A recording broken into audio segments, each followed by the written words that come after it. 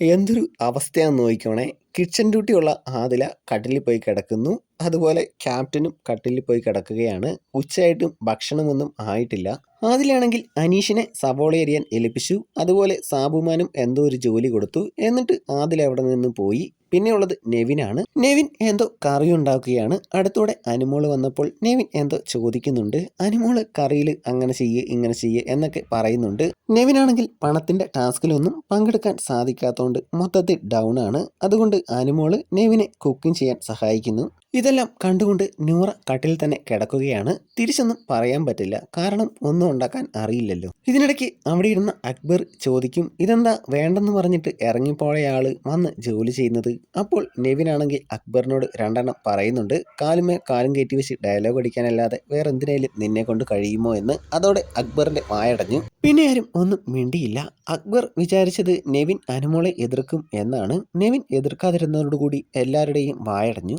ആദിലയ്ക്കും നൂറയ്ക്കും dialogue അടിക്കാൻ മാത്രം അറിയാം, കുറ്റം പറയാനും വേറൊരു പണി പോലും അറിയില്ല. ആദിലയാണെങ്കിൽ അവിടെ പോയി കിടക്കുകയാണ്, ഉറങ്ങുന്നുണ്ടെന്നാണ് തോന്നുന്നത്. എന്നിട്ടും നൂറയാണെങ്കിൽ ഒരക്ഷരം മിണ്ടുന്നില്ല. ഈ ആഴ്ച നെവിനാണ് കേട്ടോ ഔട്ടാകാൻ ചാൻസ് കൂടുതൽ. കാരണം നെവിൻ അക്ബറിനെ എതിർത്ത് സംസാരിച്ചു. അക്ബറിന്റെ കൂടെയുള്ളവർ അക്ബറിനെ തള്ളിപ്പറയുകയോ അക്ബറിനെ എതിർക്കുകയോ ചെയ്താൽ അവർ പുറത്താകും. കഴിഞ്ഞ ആഴ്ച ആര്യനും അതാണ് സംഭവിച്ചത്.